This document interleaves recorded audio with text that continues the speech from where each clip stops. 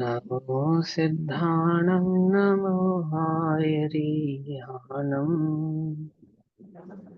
नमो वज्झायाणं नमो लोये सवसाहुणम् ओंकारं बिन्दुसंयुक्तं नित्यं ध्यायन्ति योगिनः Ủa, qua đó, qua đó, nữa. ओंकाराय नमो नमः। ऊपर मंगलम भगवान वीरो मंगलम गौतमोगणी मंगलम कुंद कुंदार्द्यो जैन धर्मोस्तु मंगलम सर्वमंगल मांगल्यम सर्वकल्याणकारकम प्रधानां सर्वधर्माणां जैनं जयतु शासनम्।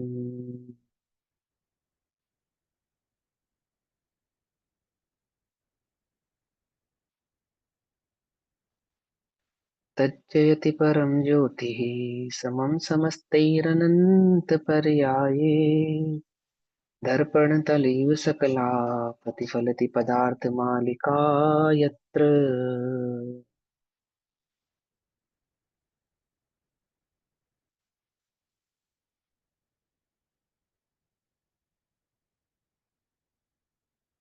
हमारी रात्रिकालीन कक्षा का विषय चल रहा है श्री पुरुषार्थ सिद्धि उपाय। अपर नाम जिन प्रवचन रहस्य कोश। पुरुषार्थ सिद्धि उपाय के माध्यम से सम्यक दर्शन अधिकार में श्लोक नंबर 30 की चर्चा आज हमको करनी है। 29 नंबर के श्लोक तक हमने सम्यक दर्शन का स्वरूप, उसको प्रकट करने की विधि और जिनको सम्यक दर्शन प्रकट होता है ऐसे पुरुषों को कहो, आत्मा को कहो, जीवों को 8 प्रकार के अंग प्रकट होते हैं, लक्षण प्रकट होते हैं और उन 8 प्रकार के अंगों को, लक्षणों को स्वरूप में 7 प्रकार के लक्षणों का स्वरूप हमने पढ़ा है वात्सल्य अंग तक।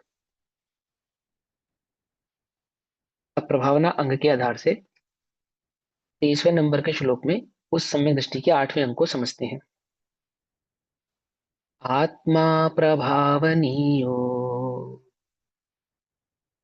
सबसे पहले शब्द कहां से शुरू करा आचार्य अमृतचंद्र देव ने प्रभावना में? आत्मा। समझे? संपूर्ण जिन प्रवचन रहस्य कोश है ना, ये संपूर्ण जिनागम का एक ही भाव है, आत्मा। आत्मा बस, और कुछ नहीं। ठीक है? एक द्रव्य दूसरे द्रव्य का करता है, ये भाव ही नहीं है। प्रभावना के नाम पे हमें क्या याद आता है? आत्मा को छोड़ के बाकी सब याद आता है। आता नहीं आता? बोलो। वात्सल्य के नाम पे क्या याद आया? साधर्मी याद आया। आत्मा सहधर्मी आत्मा याद नहीं आया, साधर्मी याद आया। क्या? सहधर्मी और साधर्मी है, कुछ अंतर नहीं याद? जैसे जैसे क्रमवर्ती और सहवर्ती। तो सहवर्ती क्या होते हैं? वो आनंद गुण होते हैं ना, सहवर्ती साथ रहने वाले। ऐसे ही आत्मा, आत्म भाव, सहधर्म, स्वधर्म, आत्मा। सहधर्मी यानी साधर्मी, ये जो साथ रहने वाले प्रभाव, पर जीव की अपेक्षा से कहते हैं। ऐसे ही यहाँ प्रभावना में जब हम कहते हैं प्रभावना, तो पहले कौन याद आता है हमें? बाहर में सब पैसा खर्च करना, खूब ढोल ढपाके बजाना, नाच गाना करना, वो याद आता है। लेकिन आचार्य देव को क्या याद आता है? पहले वो क्या कहते हैं? सम्यक दृष्टि को प्रभावना में भी सर्वप्रथम आत्मा याद आता है। तो आत्मा की प्रभावना कैसे होती है? आत्मा की प्रभावना कैसे होती है, बोलो? इन्हीं आचार्य अमरचंद्र देव ने आत्मा की प्रभावना पता है कैसे करी? आत्मख्याति। क्या? क्या लिखा समय जी के टीका? आत्मख्याति। ख्याति माने? ख्याति माने प्रभावना, प्रसिद्धि, प्रसिद्धि। प्रसिद्ध, ख्याति का मतलब फेमस। प्रभावना, प्रसिद्धि। प्रभावना ही तो हुआ, उसका अर्थ दूसरा अर्थ प्रभावना ही तो हुआ। आत्म प्रभावना, आत्म ख्याति, आत्म प्रसिद्धि। आई बात समझ में? तो क्या किया उन्होंने? आत्म ख्याति टीका में क्या लिखा? ये निज चैतन्य ज्ञायक भाव का अनुभव, अनुभव तो यह आत्म प्रसिद्धि है। निज चैतन्य भाव को प्रसिद्ध करना, यानी कि सिद्ध करना, प्रकृष्ट भाव से सिद्ध करना, अनुभव करना, तो वह क्या है, आत्म प्रसिद्धि है। तो यहाँ पे भी आत्म ख्याति यानी कि आत्म प्रभावना के संदर्भ में, प्रभावना के संदर्भ में सम्यक दृष्टि को जो प्रभावना अंग प्रकट होता है, उस प्रभावना की शुरुआत करते श्लोक लिखते समय शुरुआत में क्या कहते हैं, आत्मा। सर्वप्रथम आत्मा प्रभावनीयो रत्नत्रे तेजसा सततमेव दान तपो जिन पूजा विद्यातिशैश्च जिन धर्मः। अर्थात सततमेव, निरंतर, निरंतर यानी कि बिना किसी अंतराल के, बिना किसी गैप के, कॉन्टिन्यूस। रत्नत्रयी तेजस, तेजसा, रत्नत्रय के तेज से, रत्नत्रय के तेज से यानी कि प्रभाव से, रत्नत्रय की प्रकटता से, रत्नत्रय की उपलब्धि से, तेज से, है ना, अपनी आत्मा को, आत्मा, अपनी आत्मा को अर्थात निज चैतन्य भाव को, निज आत्म भाव को, निज को, अपने को, अपने आत्म भाव को, प्रभाव नहीं है, प्रभावना युक्त करना चाहिए। अर्थात इस आत्मा में रत्नत्रय प्रकट करना चाहिए। क्या कहा, रत्नत्रय तेज युक्त अपने आत्मा को करना चाहिए। कैसे, निरंतर, वो भी निरंतर, अर्थात निरंतर रत्नत्रय के भाव को प्रकट करना चाहिए। इसको और साधारण भाषा में कहें तो हमेशा आत्मा में लीन रहना चाहिए। बस इसका नाम है प्रभावना। हो गई पूरी बात। क्या करूं भैया प्रभावना के नाम पे, मुझे जैन धर्म की प्रभावना करनी है, बोले अपने आत्मा में लीन हो जाओ, बस हो गया प्रभावना, है ना। आती है बस, समझ में नहीं आती है। तीर्थंकर क्या कर रहे हैं, प्रभावना, आत्मा में लीन हो गए, बस लीन हो गए। फिर क्या हुआ, आत्मा में लीन होने के बाद वो जो केवल ज्ञान प्रकट हुआ, क्या जाना तुमने उस केवल ज्ञान में, किस जीव का किस काल में किस द्रव्य के जिस क्षेत्र में कौन सी प्रक्रिया कैसे प्रकट होनी है, जाना या नहीं जाना। निमित्ताधीन दृष्टि का मिट जाना ही वास्तविक प्रभावना है। क्या कहा, निमित्ताधीन दृष्टि का मिट जाना, ये क्या है, ये सच्ची प्रभावना है। उसी प्रभावना को आचार्य अमरचंद्र देव ने कैसे कहा कि भैया आत्मा का अनुभव करो, ये प्रभावना है, आत्मा में लीन रहो, ये प्रभावना है। अब प्रभावना के नाम पे आत्मा को छोड़ बाकी सब याद आता है, आता नहीं आता। और ग्रंथ कौन सा चल रहा, चरणान योग का, गजब हो गया है। चरणान योग का ग्रंथ कह रहे हैं श्रावक धर्म की मुख्यता से, और उस श्रावक को क्या उपदेश कर रहे हैं, प्रभावना करने के लिए कि तुम अपनी आत्मा में लीन रखो, बस यही प्रभावना है। और यदि आत्मा से लीनता से बाहर आओ तो क्या करो, लीन ना रह पाओ, आत्मा में स्थिर ना रह पाओ तो क्या करो, तो सुनो क्या करो फिर, और दान तपो जिन पूजा विद्यातिशय, अर्थात दान तप जिन पूजन और विद्या के अतिशय से, अर्थात इनकी वृद्धि करके जैन धर्म की प्रभावना करनी चाहिए, धर्म की प्रभावना करनी चाहिए, है ना, जैन धर्म की। इसकी प्रभावना अंग के संदर्भ में जो फुटनोट है रत्नाकर शावकाचार्य जी का, पेज नंबर 65 पर, 65 नंबर पेज पर, तो पहले एक बार फुटनोट पढ़ लेते हैं। विवेक पूर्वक जैसे बने, जैसे बने में सबसे पहले क्या लिखा ब्रैकेट में, विवेक पूर्वक। जैसे बने का मतलब ऐसा नहीं कि अविवेकी भाव से, जैसे भी, ऐसा नहीं। सबसे पहले कहते हैं विवेक पूर्वक, बुरी रीतियों का प्रवेश करके प्रभावना नहीं होती, बुरी रीतियों को निकाल कर अविवेकी कार्यों को अलग करके ही सच्ची प्रभावना संभव है, प्रकट हो सकती है, अन्यथा नहीं हो सकती। विवेक पूर्वक जैसे बने, वैसे अज्ञान अंधकार के प्रसार को दूर करके, क्या करके, अज्ञान अंधकार के प्रसार को दूर करके, अज्ञानियों के द्वारा जो फैलाया गया भ्रम है, अज्ञानियों के द्वारा किए जाने वाले जो क्रियाकांड है, अज्ञानियों के द्वारा जो चलाया गया प्रोपोगेंडा है, या अज्ञानी जिसे धर्म मानकर कर रहा है, ठीक है ना। तो क्या करना, सम्यक प्रभावना यानी कि क्रियाओं को सम्यक करना, शुद्ध करना, कार्य को शुद्ध करना, सम्यक करना, है ना। और धर्म के संदर्भ में धर्म के अंगों को, प्रभावनाओं को भी सम्यक प्रकार, शुद्ध प्रकार से, विवेक पूर्ण करना, प्रसार कर, दूर करके जिन शासन के महात्म्य का प्रकाश करना, जिन शासन के महात्म्य का, कि जिन शासन का क्या महात्म्य है, क्या उसकी भावना है, क्या उसका आदर है, क्या उसका मतलब है ना, प्रकाश करना, प्रभावना अंग कहलाता है। रत्नाकरण श्रावकाचार श्लोक नंबर 18 के माध्यम से, है ना। अब इसकी टीका पढ़ते हैं। देखो थोड़ा सा हम समझते हैं कि जो हम प्रभावना करते हैं, जो दूसरों को प्रभावित करने के लिए की जाए, का नाम प्रभावना नहीं है। पहले तो आप ये समझो, धर्म के मर्म को समझकर, धर्म से प्रभावित होकर, इससे प्रभावित होकर, धर्म से प्रभावित होकर, धर्म से प्रभावित होकर अज्ञान, अपने अज्ञान को त्याग दें, क्या है ये प्रभावना है।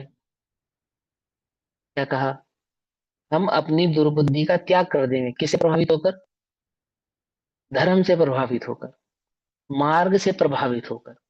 हम पहले पापाचरण करते थे, अब धर्म से प्रभावित हुए, फिर क्या किया हमने, पापाचरण छोड़ दिया। पकड़ना दी नहीं, पकड़ना थी बात। धर्म से प्रभावित होकर हमने अपने जीवन में संयम, तप, त्याग, अकिंचन आदि भावों को प्रकट किया। किससे प्रभावित होकर किया, होता ना। जैसे हम दुनिया में भी किसी से प्रभावित होते हैं, इन्फ्लुएंस में आकर, इन्फ्लुएंट होकर, है ना, किसी के इन्फ्लुएंस में आकर।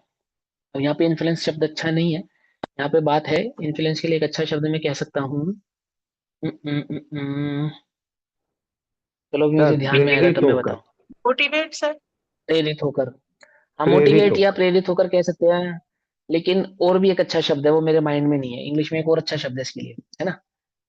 अभी बात करते करते आप लोगों से चर्चा करते करते आ जाएगा। सुनो पहले मेन बात समझते।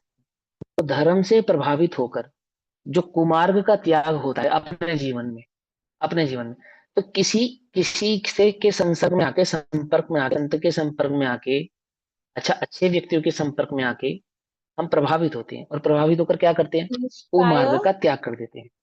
हाँ, इंस्पायर होकर, हाँ इंस्पायर कह सकते हैं, हाँ इंस्पायर कह सकते हैं, अच्छा शब्द है इंस्पायर होकर। तो ऐसे ही हम अपने जीवन को कैसा बनाए, कैसा बनाए, कि हमसे इंस्पायर होकर आप ही जो धर्म की प्रभावना में लगेगा। अभी तो हम अपने बच्चों को इंस्पायर कर पाते, अपने परिवार के लोगों को ही नहीं कर पाते। तो वो पता है कितने स्वाद है ये, तुम सब पता है हमें। बड़ी आत्महत्या की बात करते हो, और सब देखते हैं हम तुम्हें सारा दिन, तुमसे पैसा नहीं छूटता, खाने की लोलुपता नहीं छोड़ती, क्रोध मन माया लोग नहीं छोड़ते, बात है तुम्हारी बढ़िया, ऐसे कहते नहीं कहते। तो वो तुमसे क्या प्रभावित हो रहे, नहीं हो रहे, तुम्हारे जीवन से प्रभावित हो रहे हैं या नहीं हो रहे, बोलो। नहीं हो रहे। हमारे मन वचन काया की चेष्टाओं से कोई प्रभावित नहीं हो रहा। लेकिन मन वचन काया की चेष्टा को मायाचारी पूर्वक ऐसा बनाना कि कोई प्रभावित हो, उसका नाम नहीं, यहाँ पर कपट के त्याग का करके। कपट का त्याग तो पहले ही कर दिया ना, जब हमने वात्सल्य अंग आदि की चर्चा की, ऊपर के अंगों की चर्चा की, तो वहां दिखावटी परिणाम को तो पहले ही त्याग कर दिया। जिसको सम्यक दर्शन प्रकट हुआ है वो मायाचारी तो कर ही नहीं रहा है।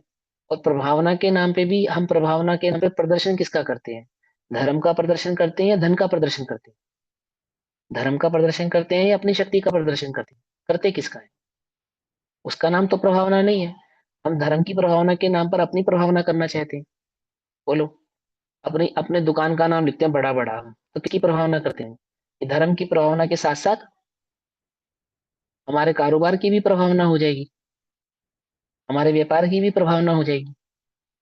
क्यों, ऐसा है ना या नहीं है, बोलो। कि मैं आगों प्रकार का व्यापार करता हूं, इसकी प्रभावना करने के लिए मैंने धर्म की प्रभावना की।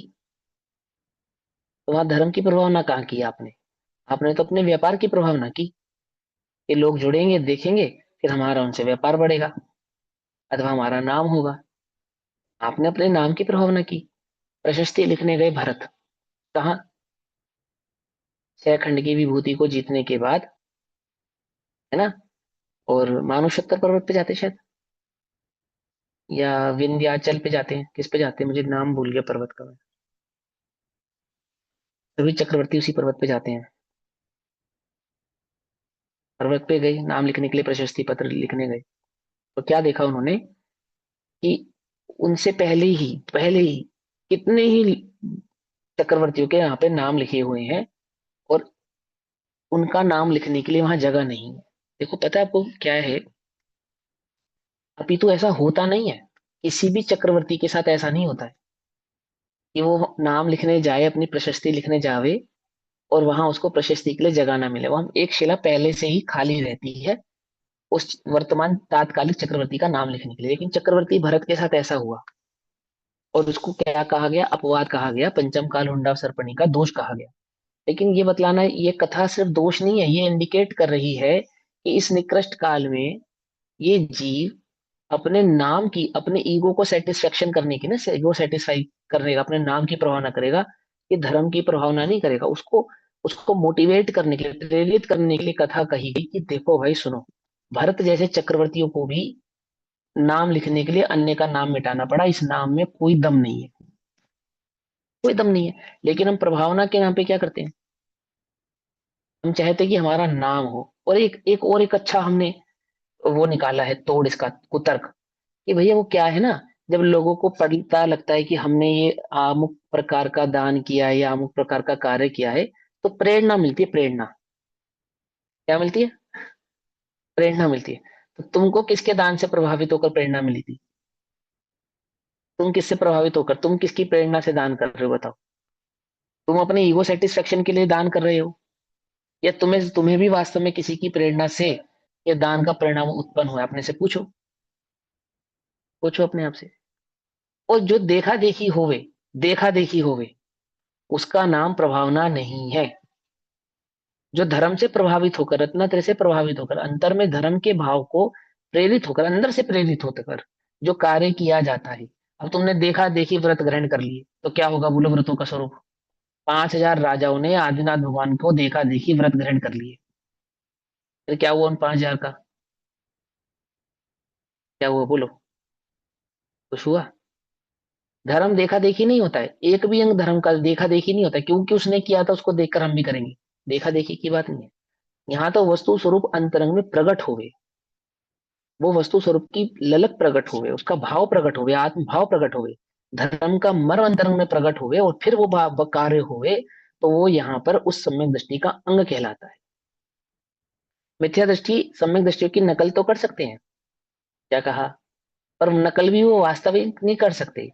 कोई गरीब अमीर की नकल करने की कोशिश करे, जैसे आपने कहावत सुनी होगी, कौवा चला हंस की चाल। सुनी या नहीं सुनी? क्या है वो कहानी, कि उस कौवे को लगा मैं हंस या मोर बन जाऊंगा, तो मोर के टूटे हुए पंख उसने उठाकर अपने चोंच उसमें पूंछ में लगा लिए। क्या क्या प्रेरणा देती है कहानी मालूम है?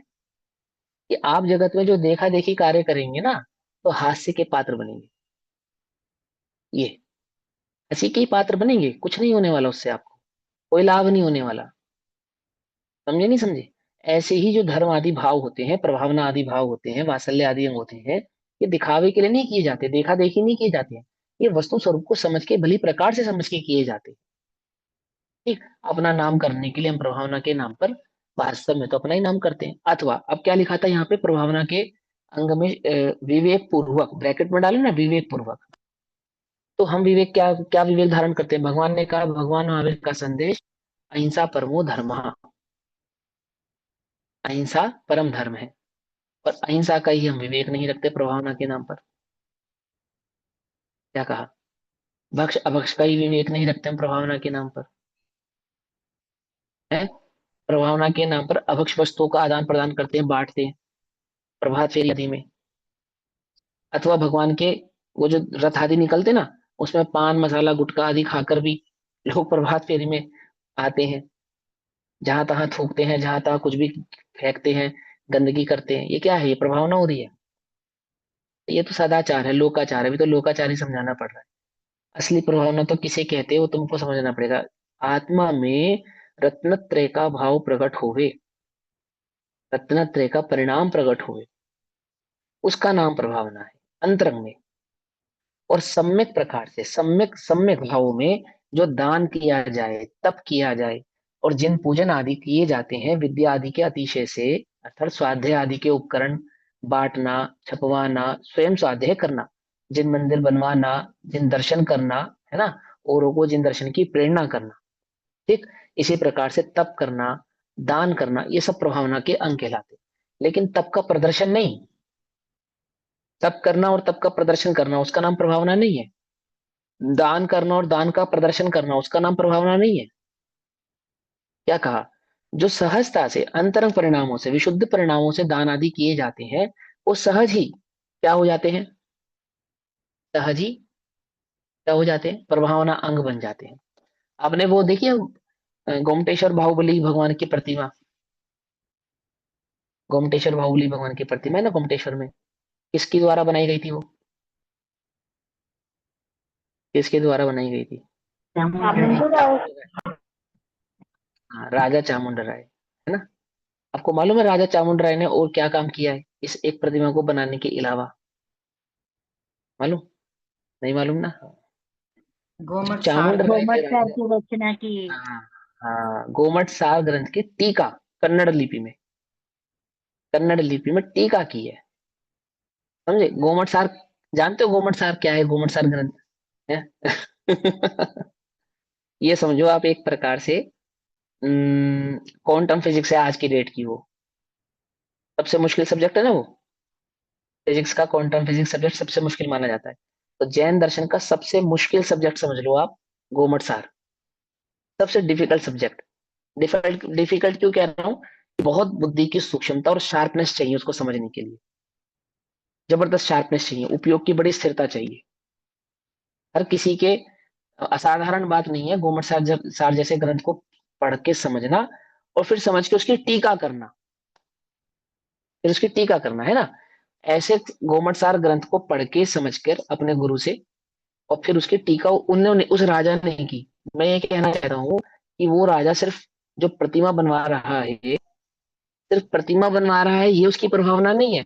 वो स्वयं धर्म से प्रभावित होकर स्वाध्यायशील वो व्यक्ति है ना, धर्म के मर्म को जानता है, पहचानता है।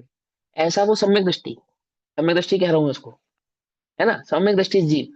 और वह प्रतिमा आदि का निर्माण आदि भी कराता है। खाली प्रतिमा के निर्माण कराने से महान नहीं है वो, उसकी उनकी एक्चुअल महानता वो गोमट सार ग्रंथ की जो टीका है ना, जैसे वो प्रतिमा जीवंत है एक प्रकार से, आज तक अमर, ऐसी वो गोमट सार की टीका उनकी, गोमट सार ग्रंथ को अमर करने वाली वो टीका है। और उसी टीका के आधार से, कन्नड़ की उसी टीका के आधार से पंडित टोडरमल जी ने सम्यक ज्ञान चंद्रिका की रचना की है।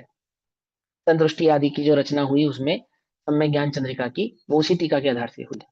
अब पंडित टोडरमल जी का कहें, उनकी प्रभावना सुनो आप पंडित टोडरमल जी की।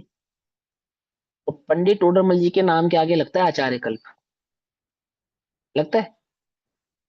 तो क्यों लगता है उनके नाम के आगे आचार्य कल्प? कि जो काम पंडित टोडरमल जी ने किया है, वो वास्तव में बीज बुद्धि वाले, बीज बुद्धि एक रिद्धि होती है, ठीक है, बीज बुद्धि रिद्धि, बीज बुद्धि रिद्धि वाले आचार्य ही कर सकते हैं, साधारण व्यक्ति नहीं कर सकता। समझे? अतिशोक्ति नहीं कह रहे हैं आपको। अभी तक में जितना भी पंडितों के द्वारा कार्य हुआ है, विद्वानों के द्वारा कार्य हुआ है, उसमें सर्वोच्च कोटि का कार्य है सम्यक ज्ञान चंद्रिका की टीका। सर्वोच्च कोटि का कार्य है जो पंडित टोडरमल जी ने की है। उन्होंने क्या किया है? क्या बताया मैंने? जैन दर्शन का सबसे डिफिकल्ट सब्जेक्ट, सबसे मुश्किल सब्जेक्ट, कोमट सार। और उसकी उसकी टीका लिखने के बाद पता है क्या हो गया? इजीएस्ट सब्जेक्ट बना दिया उन्होंने उसको। क्या करा? उस डिफिकल्ट सब्जेक्ट को क्या कर दिया उन्होंने? टीका लिखकर देश भाषा में इजीएस्ट कर दिया। और उसमें जिन सूत्रों की रचना करी संतुष्टि आदि के माध्यम से, उन सूत्रों से उस गोमट सार के टीका को अधिक और सरल कर दिया उन्होंने। इतना सरल कर दिया कि आज 16 वर्ष का, 18 वर्ष का युवक भी, बालक भी, बच्चा भी, अगर वह गोमट सार ग्रंथ को समझना चाहे, तो सम्यक ज्ञान चंद्रिका की टीका के आधार से भली प्रकार से समझ सकता है, आराम से समझ सकता है। और ये कार्य करना कोई सरल काम नहीं था। ये हो गया तो हमें लग रहा है कि इसमें क्या था, हो गया, ये तो पंडित टोडरमल जी ने कर दिया। पर ये सच में असाध्य कार्य था जो पंडित टोडरमल जी ने किया। ठीक है ना? प्रभावना समझा रहे, प्रभावना। तो ज्ञानियों के द्वारा जो वास्तविक प्रभावनाएं होती हैं, वो ऐसी जीवंत प्रभावनाएं होती हैं, अमर प्रभावनाएं होती हैं, कि जिनसे प्रेरित होकर, प्रभावित होकर जीव सम्य दर्शन प्रकट करते हैं, धर्म भाव को प्रकट करते हैं, संयम भाव को प्रकट करते हैं, तप भाव को प्रकट करते हैं। उनके वास्तव में अंतरंग में रत्नत्रय भाव प्रकट होते हैं। उसे प्रभावना कहते हैं। मात्र उसे प्रभावना नहीं कहते खाया पिया हाथ पोछर खत्म बात। वो प्रभावना नहीं है। बड़े बड़े टेंट आपने लगवा दिए और उनमें करोड़ों रुपए खर्च कर दिए, और लोगों ने 4 दिन वाह वाह करी, 5वें दिन भूल गए। भूल गए। समझ में आई बात नहीं समझ? महल बनवाया वो प्रभावना नहीं है, और जिन मंदिर बनाया उसको प्रभावना का बोले क्यों? बोले महल से भी उत्कृष्ट महल बनाए जा सकते हैं। लेकिन जब जिन प्रतिमाएं आदि बनाई जाती है ना, जिन मंदिर आदि बनते हैं, तो जिन प्रतिमा को देखने भर से सम्यक दर्शन प्रकट हो जाता है, जिन प्रतिमा को सम्यक दर्शन प्रकट करने का निमित्त कारण कहा।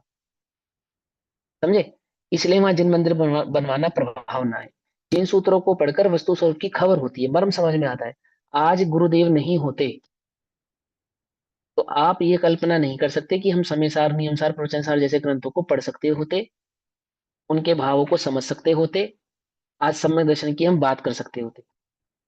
आज भी सम्यक दर्शन के नाम पे सिर्फ नाव का ही मोक्ष हो रहा होता, अगर गुरुदेव ना होते। प्रभावना क्या किया गुरुदेव ने प्रभावना के नाम पे? बोलो। वस्तु स्वरूप समझा, समझाया, बस, और कुछ भी नहीं किया। लेकिन गुरुदेव जैसी प्रभावना इस पंचम काल में अभी गुरुदेव के समय से तो कोई नहीं कर पाया। समझ में आती नहीं? बस समझ में आती है ना? दादा ने क्या किया? अपना पूरा जीवन, पूरा जीवन किसके लिए समर्पित कर दिया? जिनवाणी को समर्पित कर दिया। क्या है ये? क्या है? लेकिन हमें प्रभावना के नाम पे सिर्फ एक ही बात नजर आती है, पैसा खर्च करना, समारोह की भव्यता करना। भव्यता या पैसा, तो ये दो चीज, वो भी पैसे से जुड़ी है, वो भव्यता भी। लेकिन आत्मा स्वभाव से भव्य है। ऐसे निज चैतन्य भव्य भवन में रत्नत्रय का प्रकाश होवे, रत्नत्रय के तेज से। देखा ना? रत्नत्रय का प्रकाश हुए निज चैतन्य भवन में। चिर व्याप्त भयंकर अंधियारा कहाँ है? कहाँ है? अंतरंग में। और उस चिर व्याप्त भयंकर अंधियारे को मिटाया रत्नत्रय के प्रकाश से। क्या हुआ ये? क्या हुई ये प्रभावना हुई। तो प्रभावना वास्तव में तो सम्य दर्शन प्रकट करने का नाम है। प्रभावना तो वास्तव में अंतरंग में धर्म को प्रकट करने का नाम है, जीवन में धर्म भाव को प्रकट करने का नाम है। और जिन जीवों के चित्त में, अंतरंग में धर्म भाव प्रकट होता है, धर्म प्रकट होता है, ऐसे जीवों से अन्य जीव भी क्या हो जाते हैं? प्रभावित हो जाते हैं। बस सीधी सी बात है, सिंपल। आपो आप हो जाते हैं। इनके जीवन की जो जो धर्मात्मा जीवों का जो जीवन होता है, वो कैसा होता है? कि उनका जीवन सहज ही दान तप जिन पूजन और विद्या आदि के अतिशय से भरा हुआ होता है। ये उनके सहज ही होते हैं। गृहस्थ होता है तो देव पूजा, गुरु उपासना, स्वाद संयम तप और दान, षटकर्माणी उसके जीवन में आपो आप ही बने रहते हैं। बने रहते नहीं बने रहते? अभी देखो, प्रभावना के नाम के प्रभावना अंग में जिन पूजन को लिखा, ये भी समझ लो। आजकल हम जिन पूजन कैसे करते हैं? ऑनलाइन। यूट्यूब और क्या नाम है ये, जूम के माध्यम से, जैसे भी हम स्वाध्याय कर रहे हैं ये वर्तमान में। है? कायदे में तो कैसा होना चाहिए? मंदिर में होना चाहिए, मालूम, स्वाध्याय भवनों में होना चाहिए। अच्छी बता रहे हैं, ये कोई अच्छी बात नहीं है, लेकिन ठीक है, अभी कर रहे हैं। पर इसको अच्छा मत समझो, संतुष्ट मत रहो इसमें। मैं कर रहा हूँ, अभी भी ऑनलाइन कर रहा हूँ ना, लेकिन मैं इसको पर्सनली, मेरे से कोई पूछे, मैं इसको अच्छा नहीं मानता, ये बहुत खराब है। मंदिर सोने हो गए, स्वाध्याय ये भवन सोने हो गए। कोरोना के काल से चालू हो गए। हाँ हाँ, हो गए, कोई बात नहीं। हो गए ना, तो कोरोना तो चला गया, दुकानें खुल गई, घर खुल गए, सब कुछ खुल गया, मंदिर क्यों बंद रह गए मेरे भैया? उन्होंने तुम्हारा क्या बिगाड़ा है ना? वो भी तो खुलने चाहिए। तो सोने हो गए वो। तो जिन पूजा कहा प्रभावना, प्रभावना मतलब वो जो आप मंदिर जाते हैं, वहां दर्शन करते हैं, अर्घ चढ़ाते हैं, उससे क्या प्रभावना होती है? क्या प्रभावना होती है? संतति चलती है, संतति। संतति चलती है, एक कल्चर मेंटेन होता है। समझ में आई बात नहीं समझ में? हम बचपन से, हम छोटे थे तो हमारे मम्मी पापा हमको क्या कहते थे? कि ब्रेकफास्ट नहीं मिलेगा, पहले मंदिर होकर आओ। क्या? नाश्ता तब मिलेगा जब वो पहले मंदिर होकर आओ। अपने को नहीं पता मंदिर क्या है, कैसे करना, दर्शन कैसे करना। दौड़ के जाते थे, टीका लगाते थे, चावल रखते थे और आ जाते थे। कभी माथा टेक भी लेते थे, कभी नहीं भी टेकते थे। लेकिन वो जो संस्कार था, जाना और आना, जाना और आना, तो फिर क्या हुआ?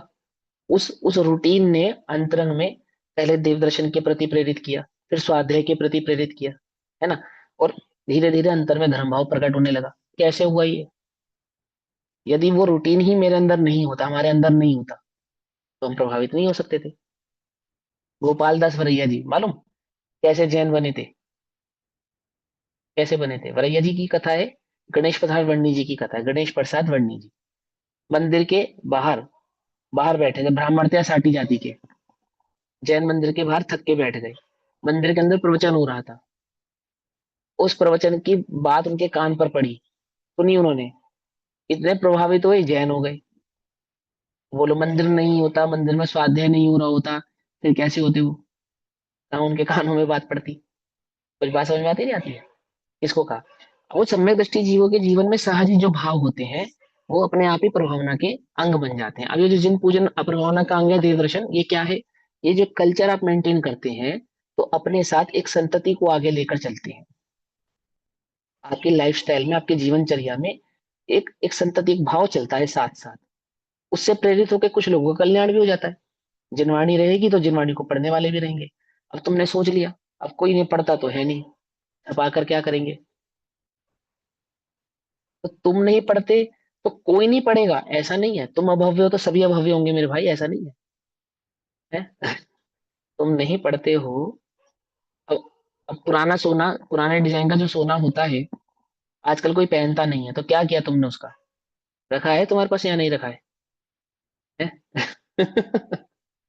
क्यों रखा है उसे? निकालो, बाहर फेंको। ऐसा तो कोई करता नहीं है, ऐसा तो कोई नहीं करता है। ऐसे ही वो जिनवाणी है, ये कोई से पढ़ेगा ही नहीं, पढ़ने वाले ही नहीं है, इसलिए हम घर में रखते नहीं, हमारे घर में तो कोई नहीं पढ़ता। बोले ये ऐसे नहीं, जिसको वास्तव में धर्म भाव प्रकट होता है ना, उसके जीवन में सहज ही धर्म के उपकरणों के प्रति भी कैसा होता है, ऐसा बहुमान आता है कि वह उन्हें सहेजता है, संजोता है, उन्हें मेंटेन करता है। वो मेंटेनेंस क्या है? वो भी एक प्रकार की प्रभावना, किसके ऐसे माध्यम से? दान के माध्यम से करता है। तप आदि के परिणामों को से संयम आदि की, तप और संयम की प्रेरणा आगे चलती है। ठीक है ना? जब हम छोटे थे तो क्या करते थे? देखा देखी तो करते थे। आपने उपवास किया तो हम भी उपवास करेंगे, क्योंकि मम्मी ने उपवास किया है, पिताजी ने उपवास किया तो हम भी करेंगे। अब वो हमसे पूरा हो पाता था? नहीं हो पाता था, लेकिन संस्कार था ना अंदर में देखकर, क्योंकि किया है तो हम भी करेंगे। आप पूजा करते हो तो हम भी पूजा करेंगे। ऐसा होता नहीं होता? मान लो हम पूजा ही नहीं करते होते, घर में कोई उपवास ही नहीं करता होता, जिन घरों में माता पिता सिगरेट पीते, शराब पीते, उनके बच्चे क्या करते हैं? क्या करते हैं? जो क्लब जाते हैं, किटी जाते हैं, उनके बच्चे क्या करते हैं, कहाँ जाते हैं? प्रभावना समझ रहे हो? एक दूसरे को देखकर, परस्पर गौरव जीवा नाम है ना, एक दूसरे पे उपकार करना। क्या उपकार करना? कि आपके जीवन को इतना सुंदर और सात्विक बनाना कि आपके साथ रहने वाला आपसे प्रभावित होकर उस सुंदरता को, उस अच्छाई को, उस गुडनेस को अपने जीवन में लाए, फॉलो करे। वो प्रभावना है।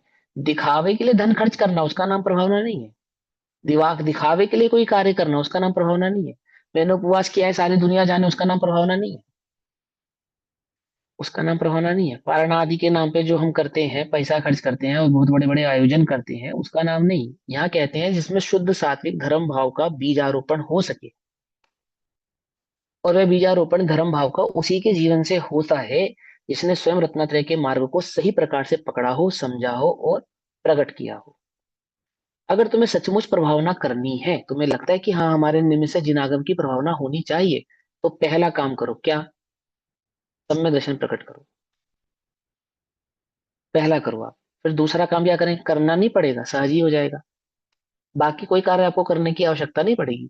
आप सहज समझ जाएंगे जिन दर्शन की क्या महिमा है, जिन पूजन की क्या महिमा है, स्वाध्याय की क्या महिमा है, मंदिरों की क्या महिमा है, तप और संयम की क्या महिमा है, ये आपको बतलानी नहीं पड़ेगी। ये आपको आप ही आपके जीवन में प्रकट होगी ही होगी। पहले में पहला क्या करो? आत्मा प्रभावनीयो। किस प्रकार? तो रत्नत्रय तेजसा सततमेव, निरंतर, हमेशा, ऑलवेज क्या करो? रत्नत्रय के तेज से निज चैतन्य का प्रकाश करो, अनुभव करो, प्रकट करो। ठीक। अब टीका पढ़ते हैं। रत्नत्रयी तेजसा सततम एव आत्मा प्रभावनीय, अर्थात रत्नत्रय के तेज से निरंतर अपनी आत्मा को प्रभावना संयुक्त करना चाहिए। अर्थात निरंतर रत्नत्रय का भाव आपके आत्म भाव में प्रकट होना चाहिए। सम्य दर्शन ज्ञान चरित्र का जो परिणाम है, जो भाव है, वो आपके आत्म भाव में, आपके निज चैतन्य सदन में प्रकट होना चाहिए। नहीं है तो क्या करे भैया? प्रकट करने का प्रयास करो, प्रयास करो। पहले में पहला काम तो ये करो। पहला काम क्या करो? रत्नत्रय प्रकट करने का प्रयास, सम्य दर्शन प्रकट करने का प्रयास। पहला काम, यदि सचमुच तुम्हें जिन धर्म से प्रेम है, तुम सचमुच उसकी प्रभावना करना चाहते हो, तो क्या करो?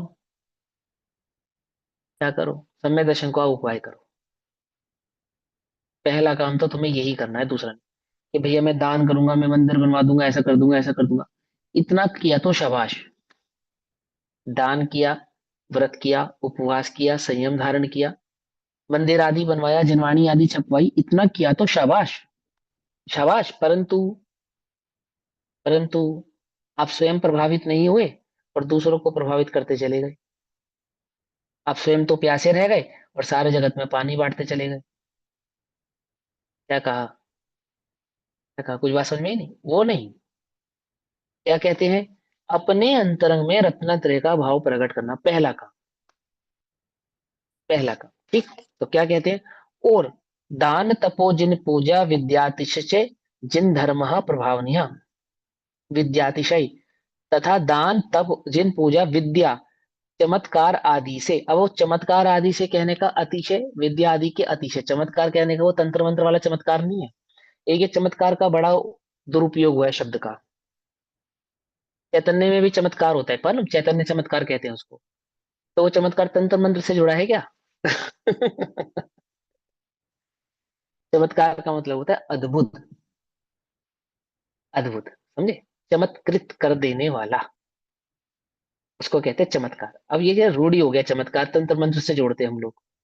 तो हमें चमत्कार के नाम पे वो जादूगिरी ही दिखाई देती है, कि वो जादूगरी करके और वो चमत्कार कर देना है ना। चमत्कार से की गई प्रभावना आंशिक प्रभाव, सच्ची प्रभावना नहीं होती, झूठी प्रभावना होती। समझे? जो चमत्कार से प्रभावित होते हैं वो देखो, बुरा नहीं मानना, दो कौड़ी के लोग होते हैं। है भगवान आत्मा, भगवान आत्मा है, भगवान आत्मा, ठीक है। हाँ, उल्टा नहीं पकड़ना, छल ग्रहण नहीं करना। दो कौड़ी के क्यों कह रहा हूं मैं ये बात?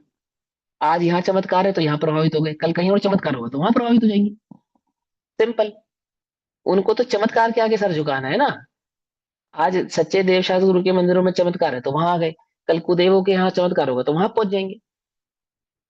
बात समझे? उनको थोड़ी है ना, वो हिंदू है ना वो मुसलमान है। क्या कहा? वो तो फिर मेहंदी का लोटा है। वो तो जहां के जहां ढलान होगी वहां जाएगा, वहां लुढ़क जाएगा। और जिनके साथ चमत्कार नहीं होंगे उनका क्या होगा बोलो? जिनके सर पे सिगड़ी जली, चमत्कार नहीं हुआ। 3 दिन तक स्याली ने खाया, चमत्कार नहीं हुआ। तब ते लोहे गहने पहनाए, चमत्कार नहीं हुआ। उनका क्या होगा? जरूरी तो नहीं सभी के साथ चमत्कार हो जाए। तो जब चमत्कार नहीं होगा तो जैन धर्म का क्या होगा? धर्म का क्या होगा? आत्मा का क्या होगा? आत्मा के मार्ग का क्या होगा? रत्नात्रय के मार्ग का क्या होगा? अकलंक बच गए, निकलंक को बचाने तो कोई नहीं आया, चमत्कार नहीं हुआ। पंडित टोडरमल जी को बचाने कोई नहीं आया, वहां तो कोई चमत्कार नहीं हुआ है। बनारसी दास जी के जीवन में कोई चमत्कार नहीं हुआ, चमत्कार की कल्पना ही करते रहे बेचारे हैं। एक एक ज्योतिष या कहो मांत्रिक बनारसी दास जी को बेवकूफ बना गया, मालूम कैसे बेवकूफ बना गया? उनके पास जो पूंजी थी वो पूंजी ले गया और ये कहकर कि मैं तुमको एक मंत्र देता हूँ, और तय खाने में बैठकर, तय खाना समझते हो किसे कहते हैं? टॉयलेट को कहते हैं पैखाना, टॉयलेट। तो टॉयलेट के स्थान में मैंने पैखाने में बैठकर इस मंत्र का इतने दिनों तक जाप करना। और फिर उसके बाद क्या होगा कि जब तुम्हें इतना मंत्र इतने दिन जाप करते करते पूरे हो जाएंगे ना, फिर जब तुम पैखाने से बाहर निकलोगे तो तुम्हें रोज एक स्वर्ण मुद्रा पैखाने के बाहर पड़ी हुई मिलेगी, ऐसा। और वो उसकी बातों में आ गए पंडित जी। वो पैखाने में बैठकर कैसे तैसे उस मंत्र का जाप करने लगे। उसके द्वारा बतलाया गया निश्चित समय पूरा होने के बाद, अब वो मुद्रा तो मिलने से रही। तो फिर उनको मैंने 3 महीने या 6 महीने बाद मालूम चला कि भैया हमें, अब मेरे साथ तो क्या हो गई, ठगी हो गई। है समझ में? उन्होंने बड़े रस लेकर उसका वर्णन किया है। बनारसी दास जी बड़े गजब के व्यक्ति थे, मालूम उनकी अर्धकथानक हिंदी साहित्य की सबसे पहली ऑटोबायोग्राफी है। आत्मकथा कहते हैं जिसको, सबसे पहली हिंदी साहित्य में, उससे पहले कभी किसी ने ऑटोबायोग्राफी लिखी ही नहीं थी। सर्वप्रथम उनके द्वारा लिखी गई। और वो इतने निष्पाप तरीके से लिखी गई है कि जर्नली ऑटोबायोग्राफी में क्या होता है कि आदमी अपने जीवन की अच्छाइयाँ अच्छाइयाँ लिख देता है, पर उन्होंने अपने जीवन की उन बुराइयों को भी लिखा है जिसको अक्सर लोग छुपा जाते हैं, बताते नहीं है। ठीक है ना। उन्होंने अपनी बारीक से बारीक बुराइयों का उसमें वर्णन किया, और बहुत ही उदार हृदय के साथ। आप कल्पना नहीं कर सकते, पढ़ोगे आपको बड़ा मजा आएगा, मुझे तो बहुत अच्छी लगती है वो, पढ़ता हूँ तो। ऑटोबायोग्राफी अर्ध कथानक के नाम से, और उसको सर्वश्रेष्ठ बायोग्राफी का अवार्ड भी मिला हुआ है। उस अर्ध कथानक को हिंदी साहित्य जगत में सर्वोत्तम बायोग्राफी के नाम से वो इंगित है, चिन्हित है। ठीक है ना। तो मैं क्या बतलाना चाहता हूँ कि वो जो चमत्कार के बल पे प्रभावना होती है, वो चमत्कार के समाप्त हो जाने पर अंतरंग में उस धर्म का भाव भी समाप्त हो जाता है। चमत्कार से प्रभावित होकर धर्म धर्म से प्रभावित होने वाले, वो धर्म बदलने में देर नहीं लगती। आती बात समझ में नहीं आती, इसलिए उसको मैंने क्या कहा, वो बिल्कुल टुच्चा इंसान है एकदम, जो चमत्कार से प्रभावित होता है। और जो वस्तु स्वरूप को जानकर प्रभावित होते हैं, उन्हें सियाल ने भी खाए तो वो दिखते नहीं है। वो दिखते नहीं, उनके सर पे सिगड़ी भी जला दी जाए तो वो दिखते नहीं है, प्रभावित नहीं होते हैं, घबराते नहीं है कि कोई देव आएगा मेरी रक्षा करेगा, ऐसा उनके चित्त में विकल्प नहीं है। क्योंकि मैं धर्म करता हूं इसलिए मेरे जीवन में कोई चमत्कार घटित होगा, बिल्कुल भी नहीं होगा, बिल्कुल झूठी बात। बिल्कुल झूठी बात, एकदम 1% भी इस बात की तो कल्पना ही मत करना। और अगर हो जाए गलती से, तुक्के से हो जाए, तो प्रभावित मत होना। समझ जाना कि तुम्हें ठगने के लिए हुआ है ये चमत्कार, पक्की बात है। ये अगर चमत्कार घटित हुआ है तो कहीं ना कहीं मुझे ठगने आया है, ये देखने आया है कि मैं कितना सच्चे सचमुच जैन धर्म से प्रभावित हूँ, वस्तु स्वरूप को सच्ची में मेरे चित्त में वो प्रकट हुआ है या नहीं हुआ है। बिल्कुल नहीं, 1% भी नहीं। नहीं, 700 मुनिराज का उपसर्ग दूर करने विष्णु कुमार मुनिराज पहुंच गए। आपको मालूम, 7,000 मुनिराजों को जिंदा जला दिया गया, सूली पे चढ़ा दिया गया, घानी में पील दिया गया, और तो कोई चमत्कार नहीं हुआ। एक ग्रंथ पूरा जंगल जल गया और एक ग्रंथ बचा रहा। एक पेड़ नहीं जला जिसमें जिसकी कोठर में वो ग्रंथ रखा था। और 6 महीने तक जैन ग्रंथों की होली जलाई गई। 6 महीने तक जैन ग्रंथ जलाए गए, नहाने का पानी गर्म किया गया। तब पकड़ में आती है बात, नहीं पकड़ में आती है? समझ में आ रही है बात? ध्यान से समझना। अगर उस दिन अमरचंद को शेर सचमुच खा जाता तो, यदि उस दिन शेर सुदर्शन की सूली का सिंहासन नहीं बनता तो तो जैन धर्म महान नहीं होता ना। फिर तो इससे प्रभावित होने की कोई बात ही नहीं रह गई ना। फिर तो इसमें कोई अतिशय और चमत्कार है ही नहीं ना, क्योंकि सेठ सुदर्शन की सूली का सिंहासन बन गया। क्योंकि अंजन चोर ने रस्सी काटी और वो सूली पे नहीं गिरा। क्या उल्टा सीधा मंत्र पढ़ने पर इतनी प्रभावना है, तो सीधा सीधा मंत्र पढ़ने पर कितनी प्रभावना होगी है? आड़म ताड़म कछु ना जानम है, तो नमोरियन ताड़म पढ़ता तो क्या हो जाता? अरे भैया, समझो ध्यान से। चमत्कार का अर्थ ये नहीं होता है जो हमने निकाल के रख दिया है ना। मैं ये नहीं कह रहा मंत्र आदि से चमत्कार नहीं होते, ऐसा नहीं कह रहा हूं मैं, इसका निषेध नहीं कर रहा हूँ। द्वादशांग में मंत्रों की भी है, मंत्रों के चमत्कार भी है, निमित्त ज्ञान भी है, निमित्त ज्ञान से होने वाले कार्य भी हैं, परंतु वे पाप पुण्य के अधीन है। वे पाप पुण्य के अधीन है। और जब पाप पुण्य के अधीन होते हैं तो वहां मंत्रों की आवश्यकता नहीं पड़ती। अर्धचक्रियों को मंत्र नहीं पढ़ना पड़ता प्रति नारायण से उस चक्र को अपने अधीन करने के लिए कुछ नहीं करना पड़ता। पुण्य का उदय आता है, प्रति नारायण का पुण्य क्षीण होता है, नारायण का पुण्य तीव्र होता है। जो चक्र छोड़ा जाता है मारने के लिए किसको? नारायण को, वही चक्र प्रति नारायण का घात कर देता है, और जिसके लिए जिसको मारने के लिए छोड़ा था ना, उसके अधीन हो जाता है। ऐसे ही है जगत में तो पाप पुण्य का खेल। इसी मंत्र की आवश्यकता नहीं है, बिना मंत्र के ही जगत में पाप और पुण्य से बलवान मंत्रों की अपेक्षा से इस जगत में कोई नहीं है। कोई नहीं, कोई मंत्र नहीं है, कोई भी उदय के आगे सभी मंत्र फीके हैं। ठीक है। कितना ही बड़ा मांत्रिक क्यों ना हो, कितना ही बड़ा तांत्रिक क्यों ना हो, निमित्त ज्ञानी क्यों ना हो, क्या नहीं कर सकता? अपने उदय को बदल सकता नहीं है। श्वेतांबरों में कथा आती है, वो किसकी आती है, वो भगवान से पूछा उसने कि ये पौधा रहेगा या मिट जाएगा, ऐसे करके गोशालक नाम है शायद उसका, शायद है ना। अपने अपने यहाँ समझो ना, मारीची की कथा समझो ना आप। मारीच क्या कहता है? मारीच कहता है कि मैं इसी इसी जन्म में केवल ज्ञानी हूँ, यही अभी। ये क्या कहते हैं कि मुझे केवल, मैं तीर्थंकर नहीं हुआ था, मैं भगवान नहीं बनूंगा, मेरा कल्याण नहीं होगा, मैं ईश्वर नहीं हूँ। बोलो। अब उसके द्वारा जो भी विद्याएं उसके पास मौजूद थी, जिस विद्याओं के बल पे उसने 363 मठों की रचना की, चमत्कार के बल पे रचा, सब कुछ किया, जो भी काम किया उसने विद्याओं के बल पे सब कुछ किया। क्या हुआ? क्या हुआ? कुछ नहीं हुआ। 24वें नंबर के तीर्थंकर के रूप में बनना था तो 24वें नंबर पे ही बना।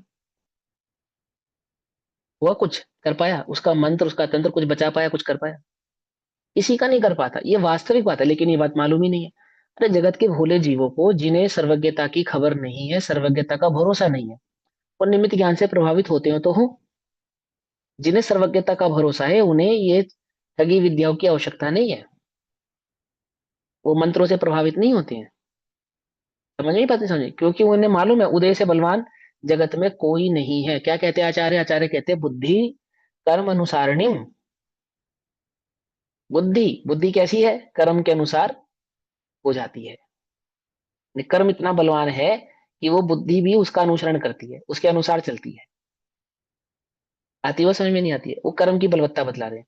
और आत्मा कितना बलवान है कि आठों कर्मों का नाश उस आत्मा के समक्ष आपो आप हो जाता है। भेद विज्ञान से ज्यादा बलवान इस जगत में कर्म भी नहीं है। जिन्हें भेद विज्ञान प्रकट हुआ है, तंत्र मंत्र कर्म के समक्ष कुछ नहीं कर पाते, उदयों के समक्ष कुछ नहीं कर पाते, और उदय भेद विज्ञानियों के समक्ष कुछ नहीं कर पाता। बोलो, कुछ कर पाता? नहीं कर पाता। जिन्हें भेद विज्ञान की शक्ति प्रकट हुई है, उन्हें उदय भी प्रभावित नहीं कर पाते। आती है बस, समझ में नहीं आती है। ये है रत्नत्रय का प्रभावना, वास्तविक प्रभावना।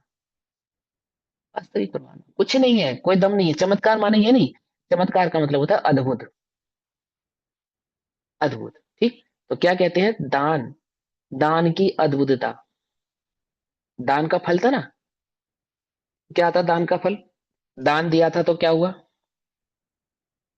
क्या हुआ? राजा ऋषभ देव, राजा ऋषभ और मुनिराज के रूप में जब पधारे आदिनाथ भगवान के रूप में, तो दान के प्रभाव से वो पूर्व भाव में वज्रजंग के जीव ने जो दान दिया था, और उस दान की जो अनुमोदना हुई थी, उसका चमत्कार क्या प्रकट हुआ कि वो गणधर के रूप में, वो चार पुत्रों के रूप में उनके जन्म ले लिया।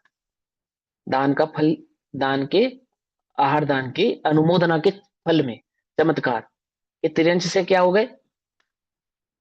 सीधा आदिनाथ भगवान के पुत्र हो गए। और आत्मा की अनुमोदना करी तो क्या हो गए? तो क्या हो गए? दान की अनुमोदना की तो राजा के पुत्र हो गए, आत्मा की अनुमोदना की तो सिद्ध हो गए, गणधर हो गए, कहो चाहे सिद्ध हो गए। है? क्या कहा? कुछ बात समझ? दान की अनुमोदना की इसलिए गणधर नहीं हुए, ध्यान रखना। दान की अनुमोदना करी इसलिए सिद्ध नहीं हुए, दान की अनुमोदना करी इसलिए तो राजा के पुत्र हो गए। आत्मा की अनुमोदना की तो गणधर हो गए, सिद्ध हो गए। तो बोलो किसकी अनुमोदना ज्यादा बड़ी हुई है? सर ये अतिशय किनका समझ रहे हो ना जीवन दोनों? परिचय है? सर ये किनका जीवन है? परिचय? ये किनका जीवन परिचय? आदिनाथ भगवान के पुत्रों का आदिनाथ भगवान के पुत्रों के संदर्भ में तो कथा आती आपने है ना? कहा कि त्रियंश गति में थे तो उन्होंने आहार की की अनुमोदना की। अनुमोदना अनुमोदना की थी, हाँ। बंदर, त्रियंश सूकर, नेवला गति, और, त्रियंश हाँ, गति में जंगल में आहार अनुमोदना। हुआ। हाँ अच्छा। सुनो, जंगल में आहार हुआ, दो मुनिराजों का जंगल में आहार हुआ वज्रजंग के जीव के द्वारा, है ना?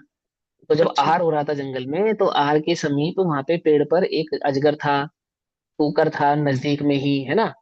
और अच्छा। अजगर, सूकर, नेवला और शेर, ऐसे चार जीवों ने उस आहार दान को बेल, देखकर अनुमोदन। बेल था बेल। नहीं, बैल नहीं था, सिंह था, है ना? तो उसने उसकी अनुमोदना की, आहार की अनुमोदना की। तो अनुमोदना की, तो उनको पुण्य बंध हुआ, और उस पुण्य बंध के कारण क्या हुआ कि वो तिरंज गति से निकलकर मनुष्य गति में सीधा राजा के पुत्र हो गए। तो आदिनाथ भगवान की,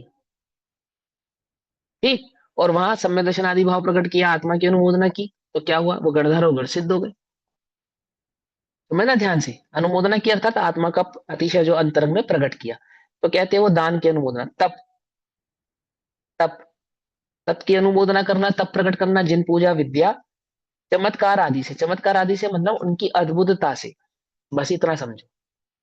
ठीक है ना, ये मंत्र आदि की भाव बात यहाँ पे नहीं समझना, सिर्फ इतना समझना। चमत्कार आदि कहने का मतलब है कि उसकी अतिशयता जो आपके अंतरंग में प्रकट होती है। चमत्कार करने थोड़ी पड़ते हैं। अब वो सेठ सुदर्शन कोई मांत्रिक थोड़ी थे, कोई तांत्रिक थोड़ी थे, कोई निमित्त ज्ञानी थोड़ी थे। वो हो गई, सूली का सिंहासन हो गया उनकी पवित्रता से, उनके उदय के कारण। देवों द्वारा देव स्वयं प्रेरित होकर आ गए।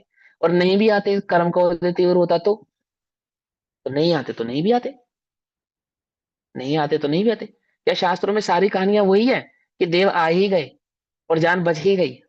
ऐसी कोई कहानी नहीं है कि जहां कोई नहीं आया है। ज्यादा कहानियां वो है जहां कोई नहीं आया, जहां कोई मंत्र काम नहीं आया, समझे? अधिकतर कहानियां वो हैं। कदाचित पुण्य के उदय से प्रभावना, इस प्रकार के चमत्कार भी होते हैं। लेकिन तुम चमत्कारों की प्रभावना से अगर प्रेरित होकर जैन धर्म में लगोगे तो चमत्कार नहीं होगा, तो तुम्हारी तो श्रद्धा बदल जाएगी। होते हैं तो उनका भी वर्णन है। नहीं भी होते, नहीं भी होते, और चमत्कार होना ही होता तो वो 7 दिन तक वो होली क्यों जलती 700 मुनिराजों के इर्द गिर्द? अग्नि में क्यों तपाए जाते वो? 7 दिन पहले क्यों नहीं हो गया चमत्कार? पाराशनाथ भगवान के साथ चमत्कार पहले क्यों नहीं हो गया?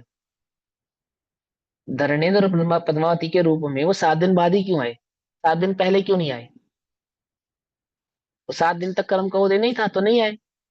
7वें दिन के बाद कर्म का पुण्य का उदय आया तो उनको भी प्रेरणा हो गई, प्रेरित होकर आ गए। आते ना समझ में?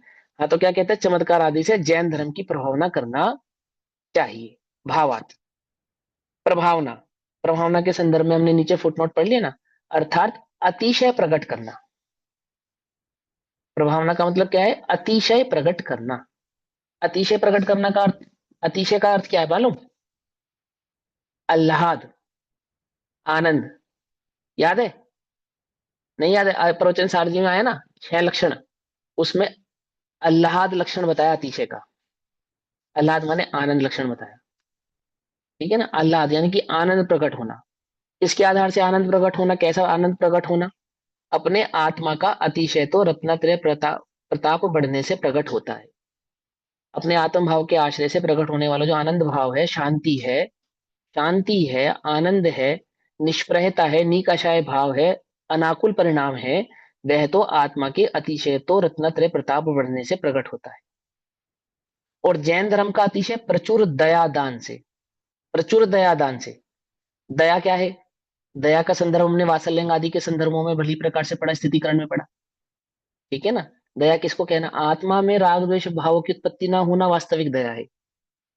और किसी जीव से राग द्वेष का परिणाम नहीं रखना, वो जीवों पर दया है, बस सिंपल। किसी से करती आप राग द्वेष का परिणाम मत रखो, होगी ना दया। राग का परिणाम रखोगे तो भी प्रॉब्लम है। देखो, सीता को रामचंद्र जी से अति राग था, तीव्र राग। ठीक, फिर क्या हुआ? तो सीता का जीव अपनी सीता की पर्याय को पूरा करके कहा हुआ, प्रतीन्द्र नाम का 5वें स्वर्ग में देव हो गया, सीता का जीव। और राग था ना रामचंद्र जी के प्रति, तो वहां उसको राग याद आया अपने रामचंद्र जी का। तो राग याद आया जब उसको, अंदर में रामचंद्र जी की याद आई, तो उसने अपना वो लगाया ध्यान, वो अवधि ज्ञान। तो अवधि ज्ञान से उसको मालूम चला कि रामचंद्र जी इस समय जंगल में मुनि अवस्था में तपस्या कर रहे हैं। तो राग के वशीभूत होकर, ध्यान से समझना क्या कह रहा हूं मैं, राग के, द्वेष के नहीं, राग के वशीभूत होकर वो रामचंद्र जी पे उपसर्ग करने पहुंच गया। किसके वशीभूत होकर? द्वेष के वशीभूत होकर नहीं, राग के वशीभूत होकर, और उपसर्ग करने पहुंच गया। और उसने उपसर्ग किया किस पे? रामचंद्र जी पे। इस भावना से उपसर्ग किया कि आप अभी, अभी मोक्ष मत जाओ, अभी आप स्वर्ग में आ जाओ, और फिर हम, आप मेरे साथ कुछ काल रहो, फिर बाद में हम दोनों ही मोक्ष चलेंगे, इस भावना से। आती है बात समझ में? नहीं समझ में आती है? इसलिए वहां राग भी क्या है? क्या है ना? वो हिंसा है, दया नहीं है, दया नहीं है। तो क्या कहते हैं कि दया का परिणाम यानी कि आत्मा में राग द्वेष की उत्पत्ति नहीं होना, ये प्रभावना है। और पर से भी राग द्वेष का भाव नहीं रखना, ये प्रभावना है। और धर्म के प्रति, धर्मी के प्रति, धर्मायतनों के प्रति जो सहज ही प्रशस्त राग होता है, जो शुभोपयोग के साथ शुद्धोपयोग के साथ वर्तता हुआ शुभोपयोग होता है, सहज ही होता है। चौथे पांचवे छठे आदि गुण स्थानों में सहज ही, जो धर्म की रुचि के कारण, तो उस वह जो राग होता है जिसको प्रशस्त राग कहते हैं, शुभोपयोग कहते हैं, शुद्धोपयोग के साथ वर्तने वाला, ऐसा चौथे पांचवे छठे आदि गुण स्थानों में होने वाला जो शुभोपयोग है, वो कैसा होता है? वो वो आपो आप ही, अपने आप ही विवेकपूर्ण होता है, विवेकपूर्ण होता है। ठीक है ना? वो प्रतीन्द्र नाम का जो देव है ना, जो उपसर्ग कर रहा था, राग के वशीभूत होकर, तीव्र राग के वशीभूत होकर, फिर बाद में उसका जब राग हल्का पड़ा, कम हुआ, तो उसको समझ में आया ये मैं क्या कर रहा हूँ, ये तो करने योग्य काम ही नहीं है, मैं तो बहुत अपराध कर रहा हूँ। फिर उसने क्षमा मांगी, समझे? प्रतिक्रमण किया, आलोचना की कि अहो ये मेरे द्वारा करने योग्य कार्य नहीं था, ये तो मुझसे गलत हो गया, ऐसा तो मुझे नहीं करना चाहिए। उन महामुनि के समक्ष नतमस्तक होकर अपने उस कृत की वो क्षमा करता है, मांगता है। ठीक। तो मैं कहना चाहता हूं कि यदि किसी के कदाचित राग की तीव्रता में, ज्ञानियों के जीवन में भी कोई काम ऐसा हो भी जाए, लेकिन विवेक का वहां पर अभाव नहीं होने के कारण तुरंत ही क्या होता है, अपने उस राग को अशुभ राग से हटाकर शुभ राग में कन्वर्ट कर देते हैं। क्या शुभ राग कन्वर्ट कर देते हैं? कि वो जो जिनेंद्र की भक्ति है, देवशास्त्र गुरु के प्रति जो भक्ति का परिणाम है, आदर का परिणाम है, सत्कार का परिणाम है, वात्सल्य का परिणाम है ना, यथा योग्य जिसके प्रति जो वात्सल्य होना चाहिए, वात्सल्य भाव होना चाहिए, वो जो प्रकट हो जाता है, वो उसको वहां पर दया का परिणाम किया। और जीवों के प्रति जो अभयदान का परिणाम है मुनिराजों को, सो वह दया है। यहाँ ग्रस्तों को जो स्वपर का विवेक है, भक्ष अभक्ष का विवेक है, वो दया है। आमुक आमुक जीवों से बैर आदि भाव नहीं मुझे बांधना, निदान आदि के परिणाम मुझे नहीं करने चाहिए, क्रोध आदि के, लोभ आदि के परिणाम मुझे नहीं करने चाहिए, ये जो तुम्हारे अंतरंग में भाव प्रकट होंगे, ये सब दया है। समझे नहीं समझे? कोई तुम्हारा बुरा कर दे, फिर तुम्हें क्या करना चाहिए? बदले में उसके साथ क्या करना चाहिए? बदला लेना चाहिए या नहीं लेना चाहिए? क्या करना चाहिए बोलो? बस बदला लेने का परिणाम नहीं होना, यही दया है। उसको क्षमा कर देना, यही दया है। कर्म के उदय का विचार करके उस जीव के प्रति बैर भाव का परिणाम ना रखना, इसी का नाम दया है, बस इसी का नाम करुणा है। तो किस पे दया की आपने? अंतरंग में द्वेष का परिणाम ना रखते हुए अपने ऊपर ही दया की आपने। अब जितनी देर तुम द्वेष के परिणामों में रहते हो, पूछो, कुछ भी जिंदगी का कंस्ट्रक्टिव कार्य कर पाते हो? धर्म तो छोड़ दो आप, धर्म तो भाव छोड़ ही दो। जितनी देर आप तीव्र राग या तीव्र द्वेष के परिणामों में उपस्थित रहते हो, आपकी लाइफ में क्या कंस्ट्रक्टिव होता है? होता है कुछ? कुछ भी नहीं होता, कुछ भी नहीं होता। अब वैसे तो ये उदाहरण देना बेकार है, लेकिन फिर भी अब है तो मैं आपको बता ला रहा हूँ। वैज्ञानिकों ने सर एक आई पैरेलल वांट टू से मेडिसिन। समथिंग है। सर जब हाँ बोलो द्वेष का बोलो। या राग का परिणाम होता है, इतना ज्यादा हावी होता है कि उसके सिवा कुछ सोचते ही नहीं है, और बस किसका? वही अपने ऊपर हावी रहता है, तो दूसरे कुछ काम कर ही किसका? नहीं पाते हैं। द्वेष किसका या राग किसका? का परिणाम जो होता है। हाँ तो तो उसको जीतो ना उसको। वेद विज्ञान के बल हाँ पे तो जीत सकते हैं, वही तो समझा रहे हैं, वो तो हमें पता ही है हाँ, वो होता है कि सर। तीव्र राग और तीव्र द्वेष का जब परिणाम हमारे चित्त में होता है, तो हम कुछ भी कंस्ट्रक्टिव नहीं कर पाते, कुछ भी हमारे लिए अच्छा नहीं होता है ना? और सुनो, पैरेलल मेडिसिन की जो मैं बात कर रहा था, तो आज के वैज्ञानिकों ने क्या सिद्ध किया है, पूरी दुनिया के वैज्ञानिकों ने, उसकी पैरेलल मेडिसिन के नाम से पूरी थीसिस है, वो पढ़ लेना, मैं उसको शॉर्ट में समझा देता हूँ।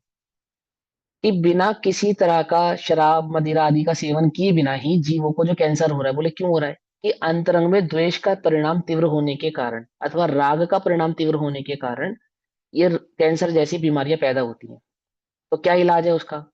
कि आपके अंदर में जितना क्षमा का और करुणा का परिणाम उत्पन्न होगा, तो आपकी वो बीमारियां दूर हो जाएंगी अपने आप ही।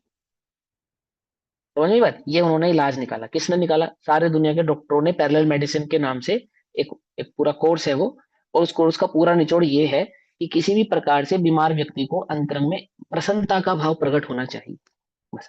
हालांकि वो दमदार बात नहीं है, क्योंकि उसमें बहुत सारी त्रुटियां हैं, पर मैं आपको मूल बात बतलाता हूँ इसके लिए। क्या है मूल बात? कि यहाँ जो दया का जो परिणाम है, वास्तविक दया का जो परिणाम है, वो अपने आप में कैसा परिणाम है? इसको कहते हैं दया। दया माने किसी के लिए दुखी होना नहीं होता। दया का मतलब होता है हमारे अंतरंग में जो राग द्वेष का परिणाम उत्पन्न नहीं होता किसी के प्रति। और यदि कोई राग का परिणाम होता भी है, तो वो प्रशस्त होता है, विवेकपूर्ण होता है, उसका नाम यहाँ पर दया है। जैसे मुनिराजों को दया होती है या नहीं होती है, कि वो जो अभय दान है ना समस्त जीवों के प्रति, यही उनकी दया है बस। उन पे उपसर्ग करने वाले या उनका बुरा करने वाले जीवों के प्रति उनको द्वेष का परिणाम नहीं है, और उनका आदर सत्कार करने वालों के प्रति कि ये बहुत अच्छे हैं, ऐसा उनके प्रति राग नहीं है। ऐसा अंतरंग में जो मध्यस्थ वीतरागता का परिणाम है, उस वीतराग परिणाम का ही अपर नाम यहाँ पर दया है। ये समझो ध्यान से। आपके द्वारा ऐसा कार्य नहीं करना जिससे किसी भी जीव को दुख पहुंचे, आपको भी ना पहुंचे और दूसरे को भी ना पहुंचे। बोले ये तो एक ही काम से हो सकता है, किस काम से हो सकता है? आत्मस्थिरता से हो सकता है, वीतराग परिणाम से हो सकता है। वीतरागियों की ही ऐसी दशा हो सकती है कि वो निज चैतन्य को भी दुखी ना करे, घात ना करे, और अन्य भी किसी जीव का घात ना करे। आई बात समझ में नहीं समझ में? वास्तविक वास्तविक। तो समझो ध्यान से। फिर दया के बाद दान से, तो चार प्रकार के दान होते हैं, कौन कौन से? आहार, औषधि, अभय और ज्ञान। ठीक। तो ऐसे चार प्रकार के दान से जीव अपने को प्रेरित करता है, उनको करता है। उग्र तप करके, यथा योग्य, जैसा गुण स्थान है, जैसी अवस्था है, जैसी स्थिति है, अपनी अवस्था स्थिति और गुण स्थान के माध्यम से तप करके, और बहुत धन खर्च करके भगवान की पूजा करवाकर, है ना, टीका में लिखा। तो यानी कि धन आदि के खर्च के द्वारा करके जिन मंदिर बनवाना, जिन मंदिरों में जिन प्रतिमाओं की स्थापना करना, और जिन प्रतिमा आदि मंदिर में जिन पूजन आदि की व्यवस्थाएं करना, कराना, करवाना, ऐसा। और शास्त्र अभ्यास करके, शास्त्र अभ्यास करके, अभी आप क्या कर रहे हैं? क्या कर रहे हैं? प्रभावना कर रहे हैं या नहीं कर रहे हैं? आप शास्त्र अभ्यास कर रहे हैं, आप प्रभावना कर रहे हैं। लेकिन वो सम्यक हो जाएगी यदि वह सम्यक दर्शन का कारण हो बने और सम्यक दर्शन प्रकट करने की भावना से हो तो। क्योंकि पहली शर्त क्या है वहां पर? रत्नत्रय के तेज से आत्मा का भाव को प्रकट करना, ये पहली शर्त है। तो ये जितना भी काम कर रहे हैं हम, कौन कौन सा, दान का, तप का, धन खर्च करके पूजा आदि करने का अथवा स्वाध्याय करने का, किसके लिए करने हैं? आत्मा में रत्नत्रय भाव को प्रकट करने के लिए, ना कि किसी को दिखाने के लिए, और ना ही अपने लिए तालियां बजवाने के लिए, ना ही लोग मुझे ज्ञानी समझे इसके लिए, इस काम के लिए नहीं। अपने अंतरंग में वो रत्नत्रय का भाव प्रकट हो, उसके लिए। ठीक। तथा निर्दोष देवादि के चमत्कार करवाकर प्रकट होता है। अब यहाँ पे लिखा है निर्दोष देवादि के चमत्कार करवाकर जो प्रकट होता है, वहां पे मतलब जो देवादि के द्वारा चमत्कार हो जाता है ना, कदाचित पुण्य आदि के प्रभाव से, पुण्य आदि के बल से जो देवादि का चमत्कार होता है। निर्दोष, निर्दोष का मतलब क्या हुआ? कि उल्टे सीधे मंत्र आदि पढ़कर बुलाया गया हो, जबरदस्ती करवाया गया हो, वो नहीं, आधीन करके करवाया गया हो, वो नहीं। वो तो दोष है ना। और निर्दोष क्या है? वो जो सहजता से होता है उसको निर्दोष कहते हैं। जो सहजता से देवादि के द्वारा चमत्कार होते हैं, कदाचित होते हैं। अब देखो, जो बाहरी कारण है, जैसे दान, कोई कर पाएगा, कोई नहीं कर पाएगा। कोई तप, कोई बहुत उग्र तप कर पाएगा, कोई थोड़ा ही तप कर पाएगा, कम तप कर पाएगा। बहुत धन खर्च करके जिन मंदिर आदि की स्थापना कराना हो, कोई कर पाएगा, कोई नहीं कर पाएगा। कोई मात्र देव दर्शन करवा कर पाएगा, कोई मंदिर भी बनवा पाता है, जिन पर प्रतिमा भी स्थापित करवा पाता है, और पंचकल्याणक आदि करके धन खर्च भी कर सकता है। लेकिन कोई ऐसे भी जीव है जो ऐसा सब नहीं कर सकते, सिर्फ देव दर्शन ही कर सकते हैं, है ना। और शास्त्र अभ्यास, तो कोई थोड़ा शास्त्र अभ्यास कर सकते हैं, कोई बहुत ज्यादा शास्त्र अभ्यास कर सकते हैं, कोई बहुत गहरी गहरे अभ्यास करके प्रभावना कर सकते हैं, कुछ मूल मूल बातों को ही जान पाते हैं, है ना। कुछों को शास्त्र अभ्यास तो बहुत होता है, लेकिन समझाने की कला नहीं होती। कुछों कुछों को समझाने की कला बहुत होती है, परंतु शास्त्र अभ्यास बहुत नहीं होता। समझे नहीं समझे? तो ये तो किसी और ऐसे ही चमत्कार किसी के होंगे, किसी के नहीं होंगे। तो ये जो बाहरी कारण है, ये तो किसी के होंगे, किसी के नहीं होंगे। लेकिन वो जो रत्नत्रय की अतिशयता है, वो तो वह तो सभी के, निरंतर शब्द है ना उसके अंदर, निरंतर, वह तो सभी के होनी ही अनिवार्य है, होनी ही चाहिए। उसके हुए बिना तो प्रभावना अंग होता नहीं है, और वह प्रकट करने में सभी समर्थ है।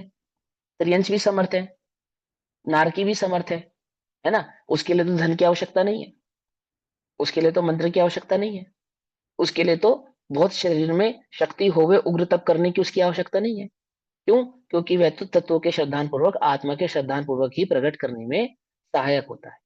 निजी चैतन्य ज्ञान बल से, भेद विज्ञान के बल से ही प्रकट हो सकता है। इसलिए उसकी तो अनिवार्यता है। और बाकी सब होते हैं तो उनको भी लिखा है, कदाचित होते भी हैं, कदाचित नहीं भी होते हैं। अतः ऐसा अतिशय प्रकट करना चाहिए। इस प्रकार सम्यक के 8 अंगों का वर्णन किया।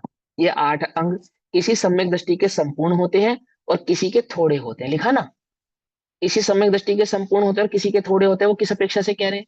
माने किसी की तो रत्नत्रय की संपूर्णता होती है, यानी कि छठा सातवां गुण स्थान भी होता है, आठवां नौवां दसवां गुण स्थान भी होता है। किसी के चौथा होता है, किसी के पांचवा होता है। ये तो हुआ पहले लाइन का अर्थ। और दूसरा, दान आदि की स्थिति परिस्थिति जिसकी जैसी होती है, देह की अवस्था जिसकी जैसी होती है, ऐसा उसका तप होता है, ऐसा उसका दान होता है, आदि आदि भाव होते हैं। बुद्धि के अनुसार स्वाध्याय आदि भी होता है 6 ऑप्शन के अनुसार। लेकिन वो सम्यक दर्शन तो नियम है, वो तो त्रादों में सर्वप्रथम प्रकट करने वाले भाव है। वो किसी के होगा किसी के नहीं होगा, उसका नियम नहीं है यहाँ पे कि सम्यक दर्शन तो किसी के होगा और किसी के नहीं होगा और उसके प्रभावना अंग हो जाएगा ना। सम्यक दृष्टि के होगा, ये तो नियम पहले ही है ना। 8 अंक किसके पढ़ रहे हैं हम? 8 अंक किसके पढ़ रहे हैं? वो तो सम्यक दृष्टि के ही होगा। और उस सम्यक दृष्टि के इनमें से कुछ भाव जो अपर भाव कहे हमने, तो वह किसी के ज्यादा होंगे और किसी के कम होंगे। ठीक है ना। रत्नत्रय का प्रभाव किसी का चौथे गुण स्थान वाला होगा, किसी का पांचवा, किसी का छठा, सातवां, आठवां, है ना। और इसी प्रकार से दान आदि में लगाना, उसकी अवस्था अनुसार, जिसकी जैसी अवस्था होगी उसके वैसा होगा। किसी के गौण रूप से तथा किसी के मुख्य रूप से होते हैं। किसी के थोड़े होते हैं, किसी के अधिक होते हैं, किसी के गौण होते हैं, किसी के मुख्य होते हैं। सम्यक की शोभा तो तभी होती है जब यह आठों अंग संपूर्ण मुख्य रूप से प्रकट प्रत्यक्ष भाषित हो। क्या लाइन है, क्या मतलब है इस लाइन का? इस लाइन का अर्थ क्या है? जल्दी से बताओ फटाफट। नहीं, मैं बताता हूँ। केवल सम्यक ज्ञान। दर्शन की शोभा तो, आठों अंग एक साथ प्रकट होते हैं सम्यक। हाँ हाँ, तो केवल ज्ञान भी कह सकते हैं और मुनिपना भी कह सकते हैं। सम्यक की शोभा तो तभी होती है जब शुद्धोपयोग पूर्वक वर्तेगा, ऐसा संपूर्ण भाव। वो जो केवल ज्ञान का कारण है, ऐसा शुद्धोपयोग हो अथवा वह केवल ज्ञान हो, ये है उसकी वास्तविक शोभा। समझे? इसकी शोभा तो वो है, ऐसा कह रहे हैं। और इस भांति सम्यक अंगीकार करने के पश्चात धर्मी गृहस्थ को क्या करना चाहिए, यह आगे कहेंगे। इस प्रकार का सम्यक दर्शन प्रकट करने के पश्चात वह जो गृहस्थ धर्मी हो गया है, धर्म रूपी आत्मा का आश्रय लेकर क्या हो गया, वो धर्मी हो गया।